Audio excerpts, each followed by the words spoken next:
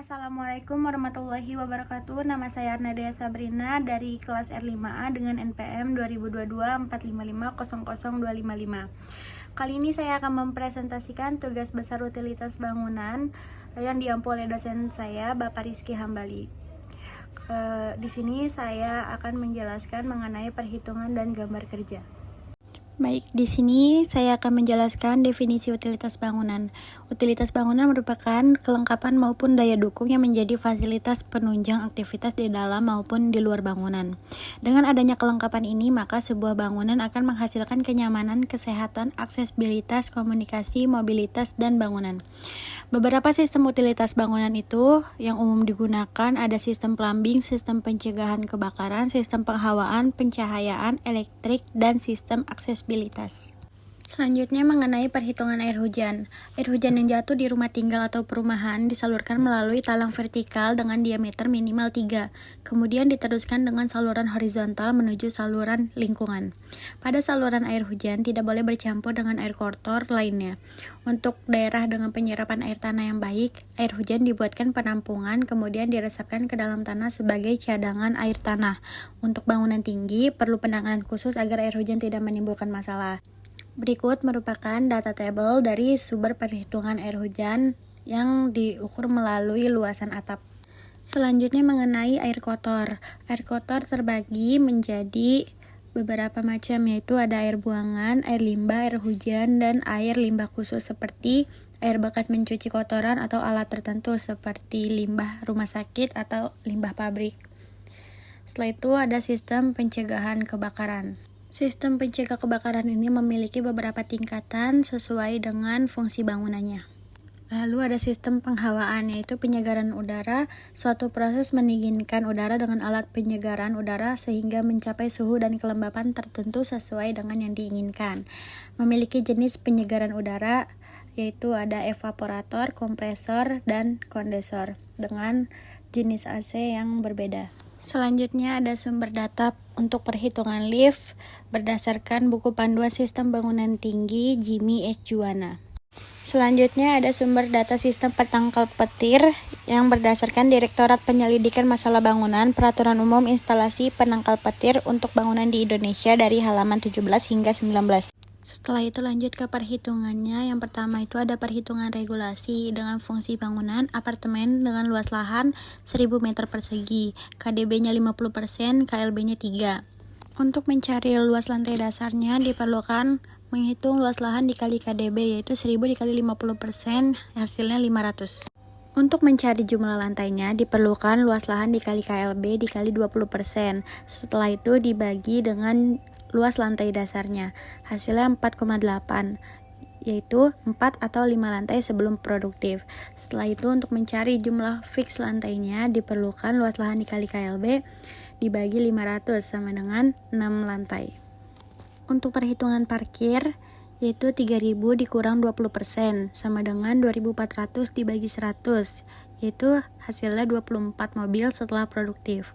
Luas lahan yaitu 100% dikurang 50%, hasilnya 500 meter persegi.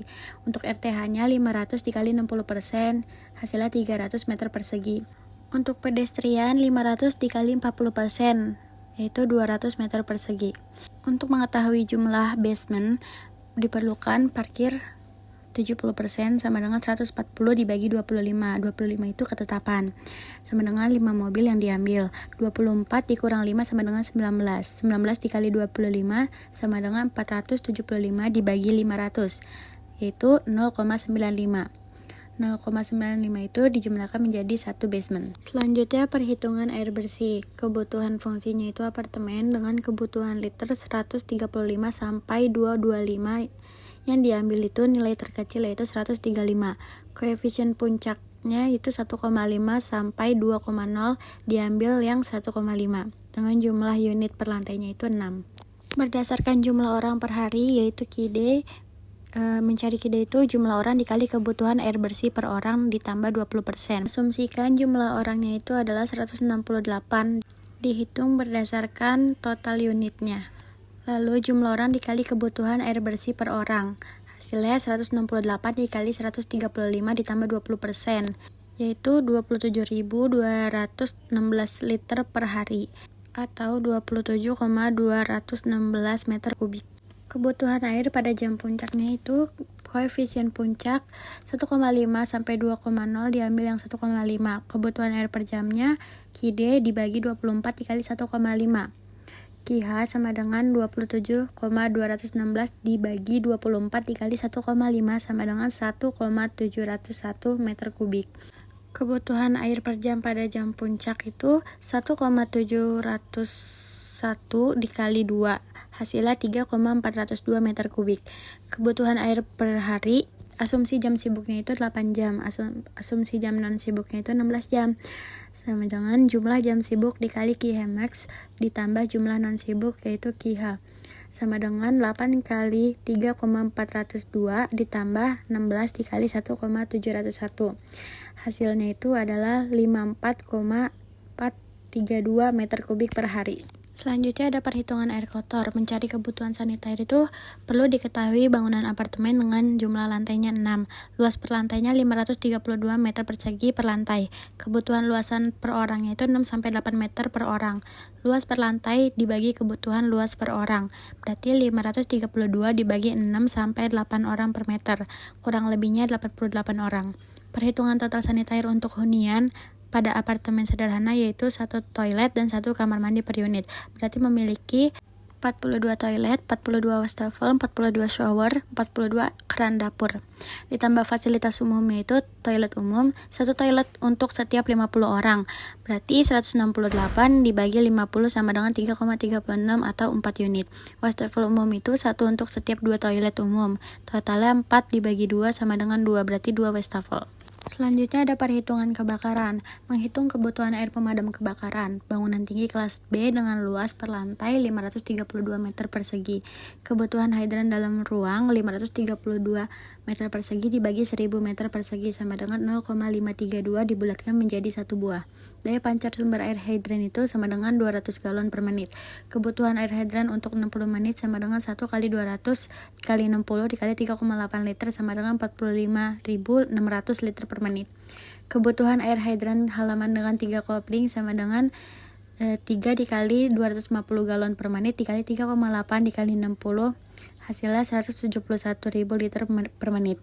Kebutuhan sprinkler 532 dibagi 10 sampai 20 meter persegi per buah sama dengan 53,2 sampai 26,6 buah diambil 50 buah. Kebutuhan air sprinkler sama dengan 50 dikali 2,25 dikali 3,5 dikali 60 menit hasilnya 25.650 liter per menit. Selanjutnya ada perhitungan air hujan. Mencari jumlah dan besaran pipa vertikal air hujan itu perlu diketahui luas atap yaitu 532 meter persegi per 6 lantai. Rata-rata hujan di Indonesia itu 300 sampai 500 mm per meter persegi per jam sama dengan 5 sampai 8 liter per menit.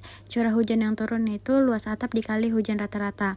532 dikali 5 sampai 8 sama dengan 2660 sampai 4556 liter.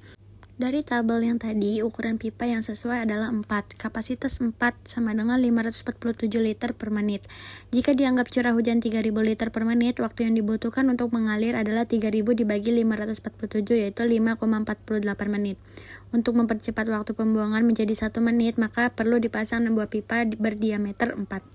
Selanjutnya perhitungan penghawaan. Rumus menghitung kebutuhan kapasitas AC ruangan yaitu L dikali W dikali H dikali I dikali E dibagi 60 kebutuhan BTU, di mana panjang per unitnya itu 32,8 dalam ukuran feet, lebarnya 16,4 dalam feet, dan tingginya 11,48.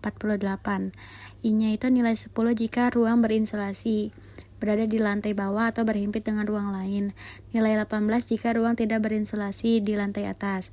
Pada nilai E itu nilai 16 jika dinding terpanjang menghadap utara, nilai 17 jika menghadap timur, nilai 18 jika menghadap selatan, dan nilai 20 jika menghadap barat.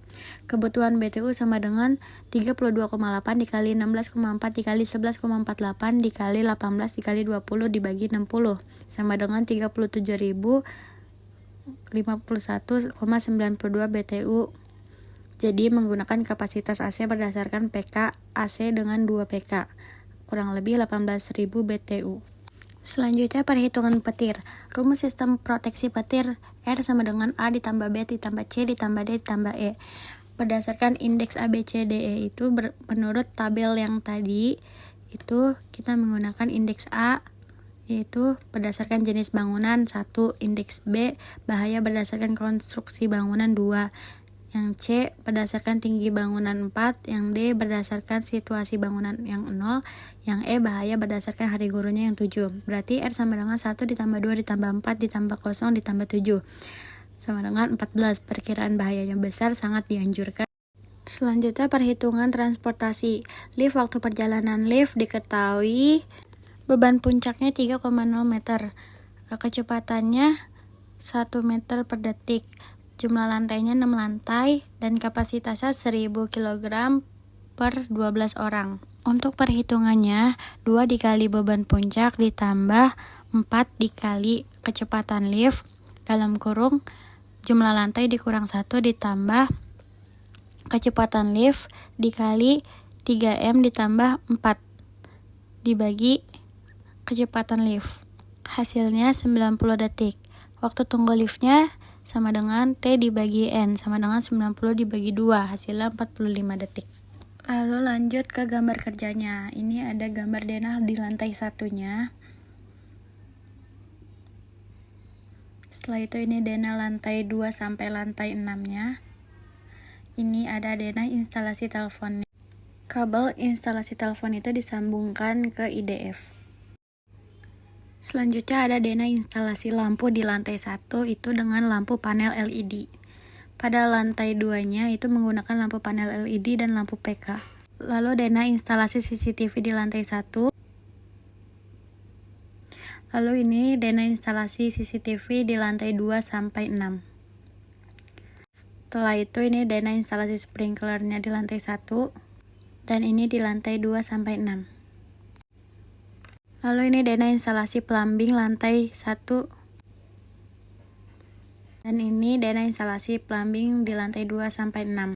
Dengan keterangan garis yang berwarna hijau itu merupakan saluran air bersih, garis yang berwarna hitam itu saluran air kotor, dan garis yang berwarna coklat itu merupakan saluran air tinja atau limbah.